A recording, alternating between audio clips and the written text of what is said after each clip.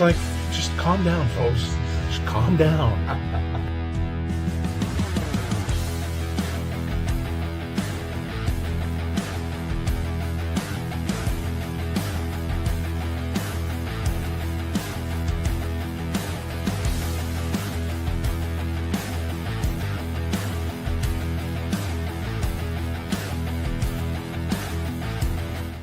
Hi, everybody. It is the Best Boys Center Ice podcast with Barry, Besse, and my son Carson, who'll be on camera in just a minute. There he is, off to the right there, the handsome one of the duo. I'm just finishing sharing it. Okay, and we've been off for a couple of weeks now since before Thanksgiving, but we're back. Lots to talk about over the last couple of weeks for the Oilers and the Penguins and the National Hockey League. Again, just to go over quickly what we do. Carson and I started doing this podcast almost about 2 years ago. No, it's 2 years. 2 years ago. It was just at the we decided Right before Christmas. we would go up to Dallas to go see Oilers and Stars games, and we would talk hockey the whole time. So we said, well, why don't we do a podcast about it? And here's where we are. We're on YouTube Live, and we're also on Facebook Live. So we like to shoot you over to our YouTube page. It's Best Boys Center Ice Podcast YouTube page. You can subscribe there. You can also get us, of course, on our Facebook pages, as well as on TikTok. We do Oiler and Penguin wrap up. So we love the game of hockey. We're passionate about the game of hockey. We love our teams, no matter how good or how bad they do. And at this time, it's like Pittsburgh's doing a lot better than the Edmonton Oilers are. It's not been like that for the past few years. And we got a big game coming up between the two teams here in just a little bit. But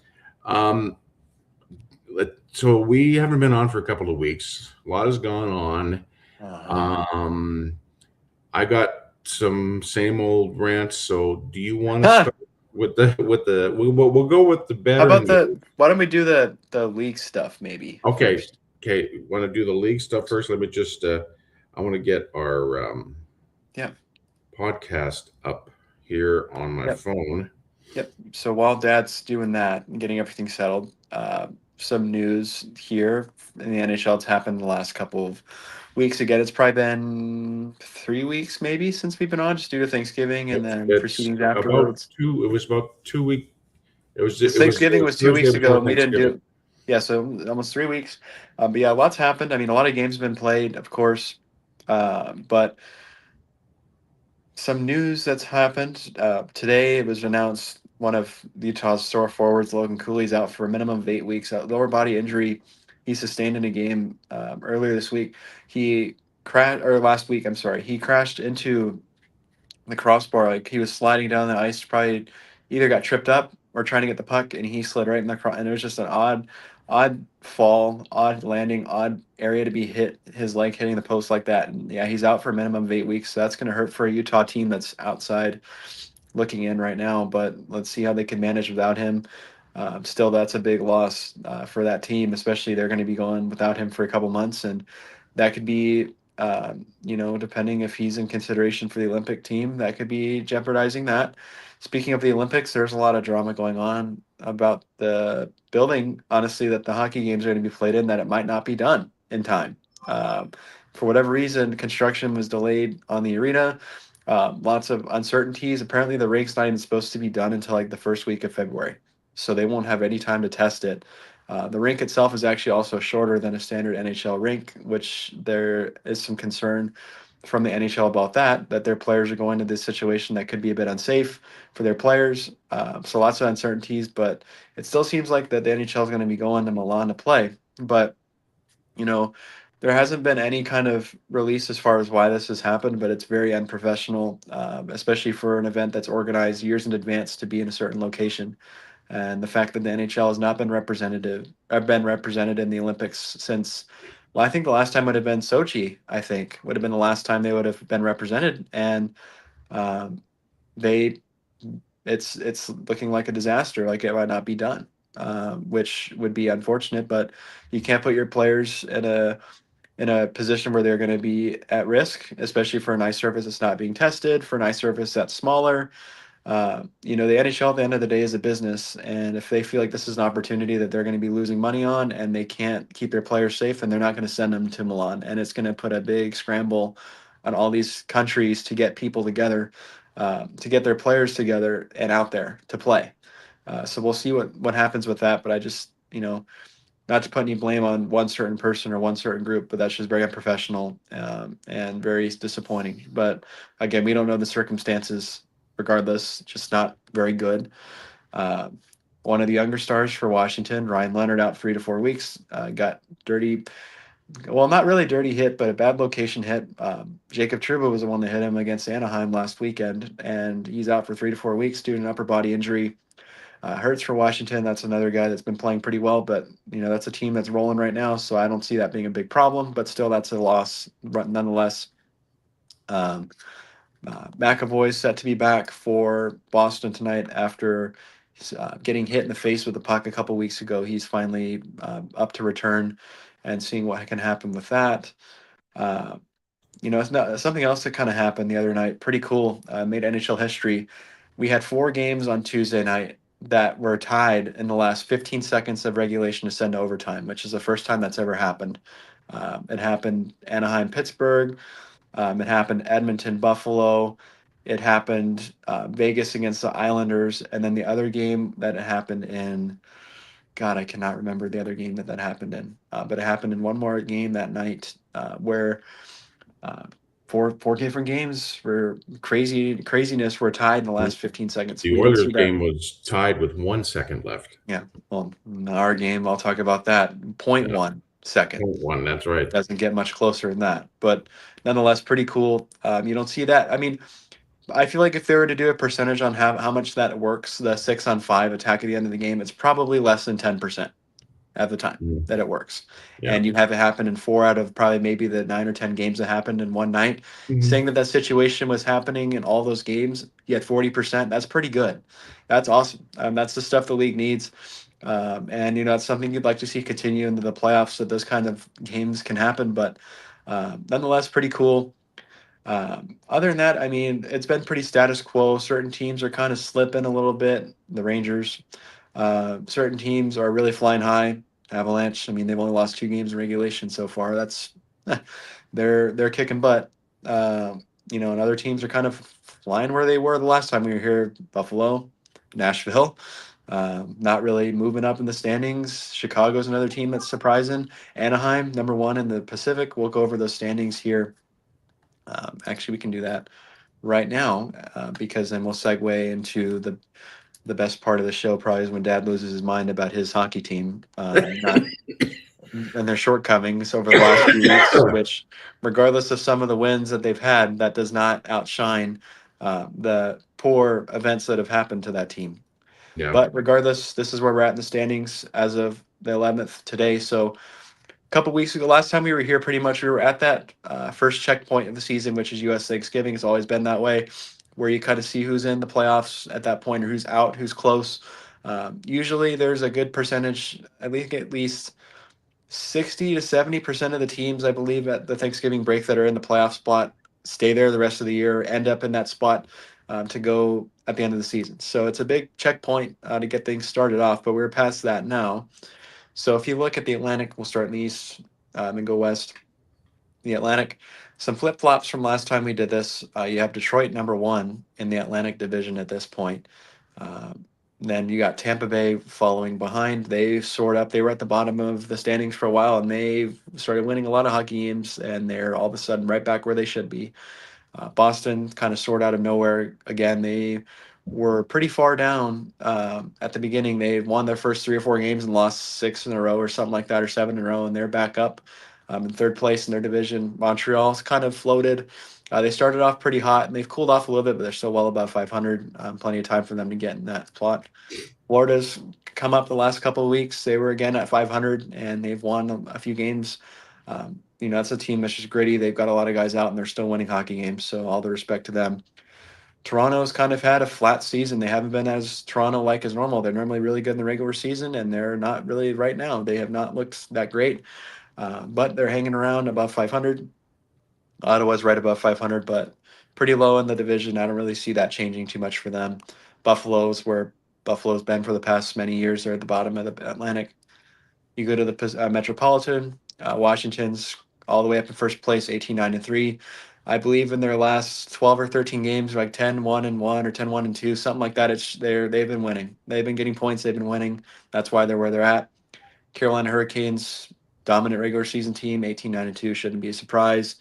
Islanders 17-11-3. They've had a resurgent season. They definitely look like a different team, and they continue to play good. They don't really have many losing skits. They lose a game or two, and then they come back and win a few more. Pittsburgh right back, kind of well above expectations. Obviously, they've been just giving up a lot of points lately in extra time, but they are still well above 500, right in a good spot, and they have games in hand above everybody else just about. Philadelphia, another team that's surprised a lot of people. They're looking pretty good, well above 500, and they're in a good spot at this point for where they need to be. New Jersey, it's crazy to think with that record they're where they're at, but that's just because of the points. They are above 500, but they've lost a few games the last couple of weeks that have kind of hurt them. The Rangers kind of floating around where they've been since the beginning, right about 500. Nothing too impressive, nothing too crazy. They just don't look very good. Columbus, kind of weird to see him at the bottom, but it's just, again, the points. Metropolitan's the only division in the league where all teams are above 500, and I mean, some of these teams could probably be fourth in other divisions, and they're in last. So it's just crazy how it's going to be a tight division the whole way. You go to the West, Central, like I said, Colorado's just rolling. I mean, that's going to be hard to beat them. They're pretty much, if you could lock up a playoff spot 30 games in, they would have it already because there's no way they're going to lose that. But still, they're first in their division. Dallas, close second. They've been playing really good as well and deserve to be where they're at. Minnesota's, I messed up on that bracket there, but Minnesota come up from the bottom a little bit. They started slow and they've won some games lately. Their rookie goalie, Jesper Wallstedt's got, I think, 3 or 4 shutouts this season already. That's insane how many he's already got. Chicago's floating around. They've been playing really good this year. Bedard's been playing good. Spencer Knight, their goalie's been good. I mean, they're a good team. They've been playing really well and they deserve the success after some down years. Utah's kind of struggled. They're lower in the standings than what I thought they would be at this point. Kind of disappointed with that, but there's still plenty of time for them to turn it around.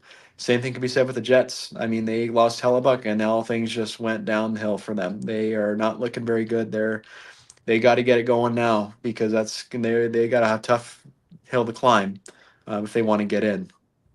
St. Louis, kind of where they are. I mean, they don't look all that good this year to me. They just look kind of average. Not as good as last year's team that made the playoffs and almost beat Winnipeg in round one. And then finally, the Preds, don't know what's going on there with them. They don't have the rest. They have the ingredients, but not the right ingredients to make a good recipe because that's just not working. That whole thing is just not working. They got to blow it up.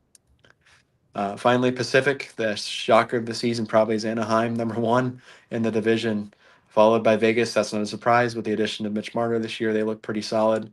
LA is right back where they belong, third place in the division. Edmonton struggled this year for the most part, except a few games. They're fourth. San Jose's had a pretty good season. They're kind of right where we thought they would be on the outside looking in, but pretty still close so they can maybe make a run at it. Seattle, right back where I kind of thought they would be as well. I don't think they're all that good in comparison to other teams in the division, but they still are competitive and can make something, maybe a sniff of the playoff run. Calgary's picked their game up from the beginning, but they're still above or below 500 at this point. And Vancouver just sinking into the depths of the NHL hole. They've got a lot to figure out, and I don't think they're going to be able to do it. And there's probably going to be some big moves, mainly the Quinn Hughes rumors that are seeking him out of Vancouver this year, possibly to play with his brothers, New Jersey. There's no point in keeping him there. Vancouver's not winning anytime soon. So I don't know. It's going to be rough sledding for that team that had one good season out of nowhere, and then they fell off the face of the earth again. Yeah. You look at the standings and it's kind of like for the last few years I've looked at, you've seen the same 8 teams in each conference, pretty much being in the playoff run. It's nice seeing Anaheim. I have to admit, it's nice seeing Anaheim on top of the Pacific. They're playing very well. They got a young team that, probably doesn't know any better, that they shouldn't be as good as they are, and they just keep winning. That's going to be a tough team to play in the playoffs. That's for sure. Yeah, And then, it's unbelievable, honestly, to watch it. They just continue to get it done. I mean, they do. It's And they're like missing their goal, and they're missing their best goalie. They're missing their star goalie, Dostal, and they've been still winning games. So, I mean, they they used to be deserve a it too. team. They used to be a team when they came up on your schedule. You going, here's an easy game, but Mhm. not anymore. They are Was a very team, good. and you look at teams that we talked about Buffalo not being at the bottom of the East, but still Buffalo has Edmonton's number. They've I won feel like both. Buffalo's gone through like 4 or 5 rebuilds, and they just can't get it up. They just No, cannot. They cannot. I'm Like, I don't know what it. They just can't get it going. Like, it doesn't matter. They do. It's honestly kind of not frustrating for me because I don't have a tie to Buffalo. But as a fan of Buffalo, I'd be pissed off because it's like, how Mhm. many times are they going to re-roll the dice and it's just not working? Yeah. They're expecting to hit the jackpot and it's just not going to happen. Yeah, I wonder if Buffalo is going to be an NHL city down the road. That's what I always think They might about. not be. I mean, I hate to say it, but Buffalo is Bills country, and the Bills, thank God for them, because if they didn't have the Bills, that town would be depressed because Yeah, the Sabres have given them nothing. yeah. Nothing since the 70s, really. The 70s team No, was really good, but no. that's And the like last time they made the playoffs was 2011. That's yeah, 14 years since yeah, they've that's last. a long time. I They're mean, right up some there. teams have. They're right up there among the four big major leagues about teams not making the playoffs. I think they're second. Well, and Um, some teams have a longer rebuild period. Okay, like you look at the Hawks right now. The Hawks haven't made the playoffs since technically, if you want to count it, the COVID bubble year. That's been a few years, but they're not 14 years. That's a mhm. long time, and it's A going to be long, 15. They're not making the Sabres are not making the playoffs again, so it's going to be 15 years, more than likely, unless they somehow win like 20 games in a row. yeah. Well, and then Colorado's just being Colorado again, being like the Stanley Cup champions of a few years ago. They're going to be definitely they're the class of the West right now, Yeah, um, it's the league. of They're the they're league. they Yeah, they. I mean, okay, I don't want to say they surprised anybody because that's a good team, but I didn't expect them to start off like that. no, Two not regulation only losses in two regulation losses. Yeah, their first 29 or 30 games. yeah, They're on pace to only lose 5 games in regulation all year. yeah. That's just insane. All right, well, let's move on. Do you want me to Huh. start ranting or Whatever order you want to do it in, I'm fine either way. okay? Let me get the rant out of the way. All right. Oh, yeah. When you look at the numbers since the last time that we talked, okay, the Oilers right now are 13, 11, and 6, and since we last did the show, they are 4, 2, and 2. So that record doesn't look too bad over like a 10-game period. Right. But they started out the last night that we did the show, they lost in overtime to the Lightning, and then that Saturday they go and beat Florida 6-3, then humiliated at home by Dallas 8-3 on the 25th, and then beat Seattle 4-0 on the 29th.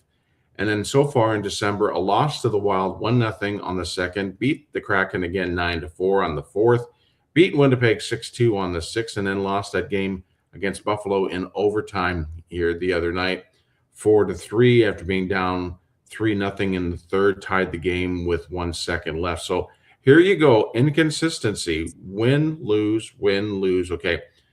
You're not going to go too far on the standings if you keep losing every other game. So the Oilers they're starting to put things together, I think. But inconsistency of the goaltending and the defense is still haunting the Oilers. This team, every time that they go out and they throw Stu Skinner in, and even now with Calvin Pickard, I'm not as confident in Pickard as I used to be. The Oilers throw in the goalie, and you just don't have confidence that Stu Skinner is going to make the key saves when needed. You're also looking at Evan Bouchard, who made a terrible, terrible turnover Yeah, that was in pretty bad. it was on the second Buffalo goal. If it just was, you can't trust Evan Bouchard back there. The Oilers need to pull the trigger on a goaltender. Maybe there's a team, like that are, not going to anywhere in the standings that maybe want to dump their goaltender for the yeah, that's me. That's good. I like that. That's me. That, they got it. You see, Yaros in um, Soros in Nashville. Carson, Nashville. You can look at him. You look at some of these other teams that maybe they're. I Well, know there was talk about Montebo, well, even did you hear Montreal. kind of not really? Well, the talks, I guess, about um, Pittsburgh with Jari Yeah, with Jari. Yeah. and Now like, again, okay, you're going like, and you know this. You're going from inconsistent to inconsistent. well, but if you're Pittsburgh, this is if you're going to do it, this is the time to do it because Jari's 9-2-1, regardless of of how he's doing it. He's doing it, and I Yeah. mean, I doubt it's going to happen because I've already seen the Penguins don't want to retain any salary on him if they get rid of him. But the Hmm. Oilers have no choice. I mean, they would have to, they would have to give up pieces because they don't have the salary cap to take on a full contract like that. Yeah.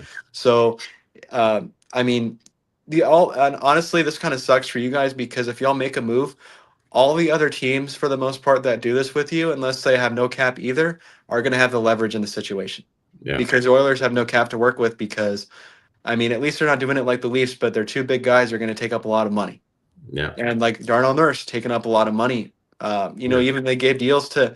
I'm not sure why Trent Frederick got what he got, and Jake Yeah. I Wallman don't got a know. bit. I mean, they're taking up a lot of cap, and the Oilers have nothing to work with. I mean, they're going Yeah. to have to give up pieces that they might not want to if they want to fix it. And one of the guys I really liked on the point was Jake Wallman, and he's out. He's being placed on long-term injured reserve now. Yeah, They've got to go. They got to shore up the defensive side of the. I'm not worried about the offensive side.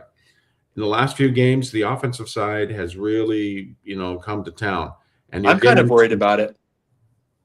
Can I be about honest what? with you about that? I'm worried about that. About in what way?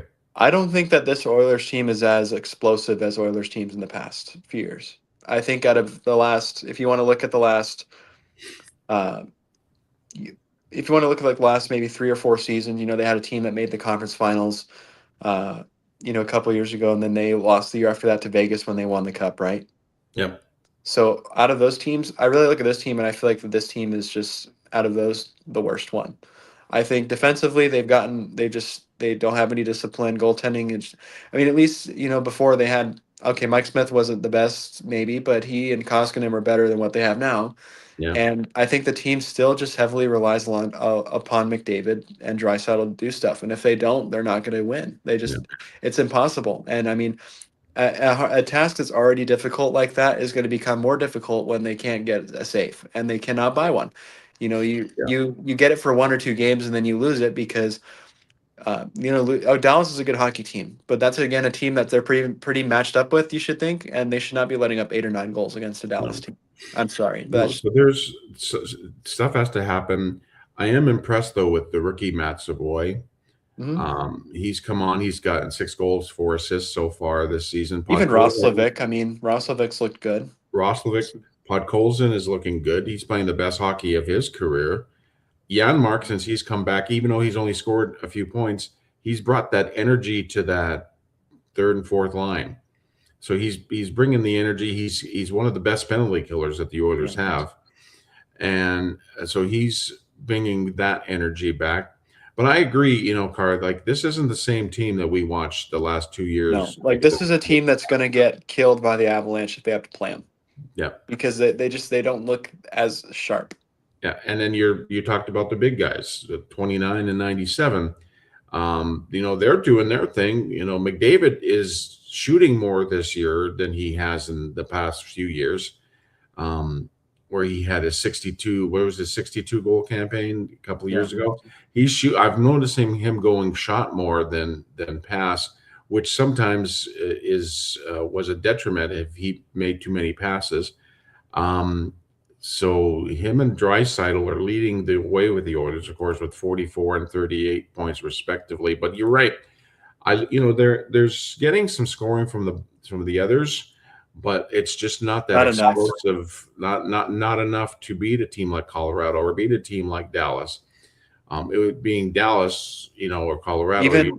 Even Anaheim. I'm sorry, but Anaheim's even gotten that balanced scoring right now that Oilers just have. And there's a lot of time to turn it around, but I really think that there's something going on in that room that the team just doesn't have confidence in the goaltending because No, they can't win these games like that, and it's frustrating. I bet you for them to see their ownership do nothing about it. yeah, And the days that keep on that's what going I'm saying. by, it's going to be harder to do it, and they're not going to be able to. Yeah, that's what I'm saying is like the ownership, the general manager is they're not pulling the. They've seen this movie for 3 years now, and they've not done a thing to improve that part of the game. And there's they could have made deals. They could have made deals um, for Gibson. There was over the offseason. They could have made these deals that would have gotten them a good veteran goaltender that is a more of an elite goaltender than what they have right now. Let's face facts. Between the two of them, the Oilers have got the worst goaltending tandem probably in the NHL right now. And Yep. you can score all you want, but if you can't keep the puck out of your net, you're not going to go anywhere. Nope. I don't get it personally. I don't know what the holdup is. I mean, they're shooting themselves in the foot, and They're I feel like they play one or two good games, and Bowman's like, cool, they look good. Um, what about the other four or five that they're getting obliterated? Yeah, Yeah. so it's like something definitely has to be done, and something has to be done sooner rather than later. Don't wait till the trade deadline because that may be too late. Get something done now. But again, I barked about this for weeks now. The Oilers won't win the Stanley Cup with Stu Mm, Skinner and Calvin Pickard between the pipes. nope. They are not going to do it. The Oilers, if they want to win that sixth cup that they've been, wanting since 1990, they're going to have to do something in goal. It's obvious to everybody. Even a novice to the game would see that there's no confidence in Stu Skinner anymore. His time as a starting goaltender is done. So we'll just every week I'm going to hit it hard. I'm going to just be But doesn't it get old though for you to have to keep on talking yeah. about it and It they don't does. do It gets anything? old because it's gotten old for me for the last 3 years saying, you know, pull to get a goaltender like Stu Skinner may be a nice enough guy. But if you want to win the Stanley Cup, you need a better goaltending. You need better goaltending. It's very frustrating. I take myself out of being a journalist and saying the right things about being unbiased and whatnot. But as you take off and you watch the game as a fan, and it's very frustrating when the other team's coming down the ice and you're thinking, oh, already, is Stu going to let this one in? And then Yeah. right, he has a great game, and then he sucks for two or three. It's very Yeah, because he had frustrating. the shutout against the Kraken a couple weeks ago, and it's like, where'd that come from? Yeah. So I don't know. We'll just kind of play the game, go along. You say it's still no panic time, but the hand is close to being on the panic button. Yeah, it Right. should be right on top of it, ready to press it because they don't have the time to waste on this Now the next game is going to be a tough one tonight at home against the against. Wings I think that starts in at 8 o'clock. 8 o'clock our time. So then they hit the road. This was good. This is going to be the last of the 5-game homestand. Then they hit the road for a weekend in Toronto on Saturday and Montreal on Sunday. Then next week they're in Pittsburgh on Pittsburgh, Tuesday. Pennsylvania against the Penguins. That's a Tuesday night, so it's going to be an interesting night for the best boys that night. And then they're in I'm Boston. praying Stu starts that night. Well, it doesn't matter. It doesn't matter who starts. It's going to be like we can hope that Tristan Jarry starts the other side and he has a bad game. And then Sure. they a week from tonight, they're in Boston against the Bruins. So that's what I've got. Now it's time to turn things over to the Pittsburgh Penguins. There we go. Yeah, yeah. Yeah, that's me talking about the Penguins because I'm very happy at this point. I mean, I'm happy, but I'm in certain aspects I'm not. Okay, but for the most part, I'm very happy because they are rolling. I mean, they're in a playoff spot. They're in a wild card with games in hand where they can be potentially second in the division if they play their cards right, of course, in the next couple days. Um, they've been playing pretty well. I mean, they haven't really had any big losing streaks. They didn't have a great month of November, to be honest with you, but they got points in a lot of games. They've played at this point 28 games, and they failed to get a point in only 7 of those games. So they're continuing to rack up points, but um, their sore spot right now is that they cannot win after 60 minutes. They just cannot win. Like they had the one overtime win against the Jackets a couple weeks ago, but other than that, the Penguins have only won 1 out of the 8 games that they have gone past 60 minutes this season. That's not the best because you've lost on 7 points, and even if you get 3 or 4 of those, that's a lot better than 1 or 0. Honestly, I mean, it's just not the best situation for them. But they've been playing really good. 5-on-5 has been a bit of a concern. I would say they haven't been scoring as much 5-on-5. Special teams is what their bread and butter. They're the number one power play in the league right now, if you can believe it. Where they were 30th or 31st 2 years ago, they're number one in the league right now, and they have the fourth best penalty kill. So that's where their bread and butter is being made right now, is that they're able to kill penalties and score power play goals. And so, really, per game, if they're catching 4 power plays, they're scoring at least once on the power play by the math. Sometimes they're scored more than that, twice. Or the game against the Flyers last week, they scored 3 in one game. That's a big momentum shifter if you can kill penalties and score power play goals. Uh, Obviously Sid's still being Sid. He's got 18 goals. The younger guys have been playing really well. They've got the kid, what we call our kid line right now of Koivu and McGroarty and Kindle, which are all rookies.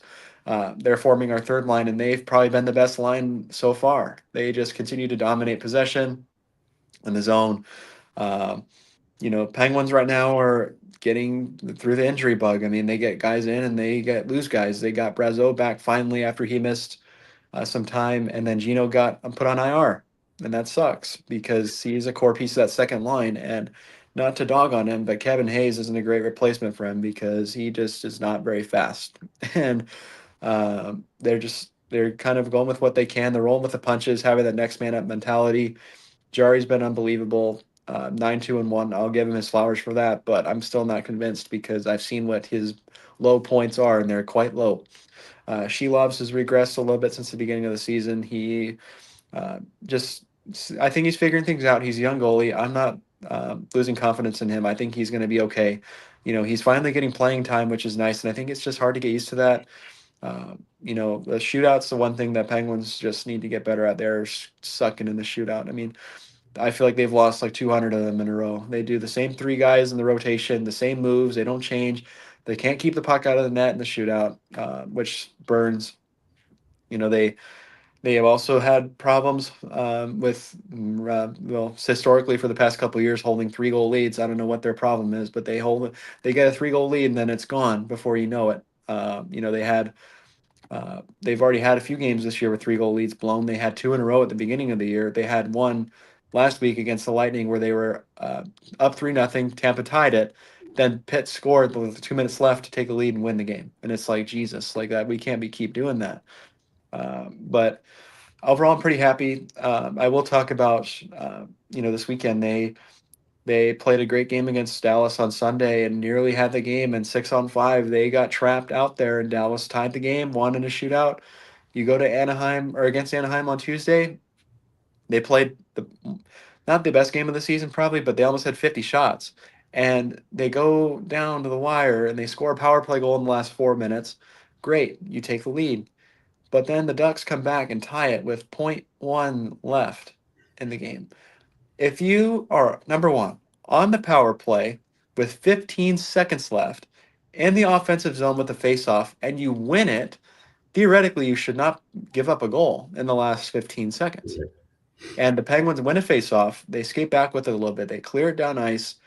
Uh, and Anaheim pulls their goalie with like 8 seconds left in the game. And they come up the ice. They go through Letang's legs with the puck. And Seneca was the guy that scored that. He just like flicked it towards the goal, and Carlson was sliding and pushed it in the goal. And it's like, good God Almighty! Like it's just you hope that games like that don't come back to haunt you in April when you maybe miss the playoffs or lose out in a key seeding spot because of that. But it's something you have to think about because they continually just blow games that they really shouldn't be. And I'm happy they get points, but losing games like that when you're on the 6-on-5 or in a situation like that with less than 10 seconds left and the puck's not even out of your zone, you should not be losing. You Mhm. shouldn't be doing that. But the young coach Dan Muse, I'll give him his credit. He's looked really good this season, but he has made some decisions that like this, like he put Letang Carlson out there together. Not necessarily the two most defensively locked down guys you might want out there in the last 10 seconds, but you live and you learn. Overall, I'm very happy. They look fine. They're playing good hockey. They're winning games. They haven't really had any losing streaks, so they just got to keep it up. They've got a 4 game or 5 game homestand they're on right now. They played Anaheim the other day. Obviously, they're playing the Habs right now, and then they play weekend back to back San Jose, Utah, and then finally finish it up with Edmonton. So seeing if they can get maybe 7 out of the 10 points, that'd be pretty nice. Regardless, I'm impressed. They just got to keep it up, and I think they're in a position to make a playoff run. Truthfully, when they're fully healthy, they're about to get Raquel back. Gino will be back in a couple weeks. Lazard will be back in a week or two. I think they can really make the run and make the playoffs this year. Before we go, I want to mention your cousin-in-law Andrew message Oh, on Facebook. uh-oh. Andrew, Andrew's an Oiler fan like me, which Yep. is why he's in the family. Um, Huh. Andrew said, I think Stu will bounce back and be serviceable, but need to upgrade the 1B, being, Pickard. Pickard, to the potential to take the 1A if Stu doesn't bounce back. And then Andrew made another comment. Stu has gotten them to the Cup final 2 years in a row and is young, and you can't give up on him yet. And Andrew, I appreciate that, and I think you're a great guy, and I'm glad that you're a part of the family. But Stu Skinner, look, is the reason why we didn't win the Stanley Cup the last 2 years, I was because about to play devil's advocate and say the same thing. I mean, he looked good against Dallas, and then he just kind of fell back a little bit yeah. against. So it's not that like he's an NHL goaltender. He's playing in the NHL, so he's got to have there's other players that don't make the NHL, but it's the inconsistency of Stuart Skinner that is the problem. Because if he's inconsistent, then that means that you can't trust him back there. So that's the biggest thing I see, and I see it on the ice too, is that there's really, even though the players will never say it in the locker room, they'll never say it to the media, but they've lost confidence in Stu Skinner. So yeah, Andrew, you're right. If they can get a better 1B, and then maybe that guy becomes 1A, then something has to happen. I think it's just a mental thing for him. I really do. I think like he's just the fans. He knows the fans dog on him. I'm sorry, but like they can show up to these fun events that the Oilers do and be happy to talk to him and stuff, but they're still dogging on him. Like you can't tell me he doesn't see any of those comments when he goes through his phone, or he hears it from other people that he sucks. Maybe who knows that he got letters or mail after they lost the cup final that can change your mental psyche, that like I'm an Edmonton boy, but my fans hate me. And I mean, I don't want to say that that's well deserved, because it's not. No one should be treated that way, but he is not. He's a big reason that they don't have success. He just is not that caliber. I mean, Yeah. he he looks like it for a little bit, but he just doesn't have that X factor to quite like the team that wins the best Stanley Cup every season has the best goalie at that time.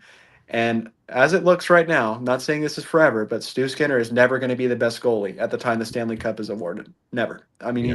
he's not going to outshine Bobrovsky. He's not going to outshine Vasilevsky. He's not going to outshine Ottinger. He's not going to outshine Wedgwood or whoever just the way it's looking right now. Those guys just have more confidence than he does, Yeah. and that's the only thing that's missing, because physically, Stu did what he could this year to work on himself. He lost weight in the offseason, looked like he lost, I think, 15 or 20 pounds in the offseason, and came back in leader shape, ready to go. And it's just still the same problems. He lets in a goal or two, and it's game over. And some goalies have the ability. I'll say the same thing, so that way it's not seeming biased. Jari does the same crap. I mean, he lets in a goal or two and it's game over. You still just feel worried when the puck's coming down on the side of the ice. It's the same kind of principle, whereas you have guys that just lock it down, and they let in a goal, they're going to be cool and they're going to be good to go, and it's okay. And you just don't have that with Stu. And there's more from your cousin Andrew.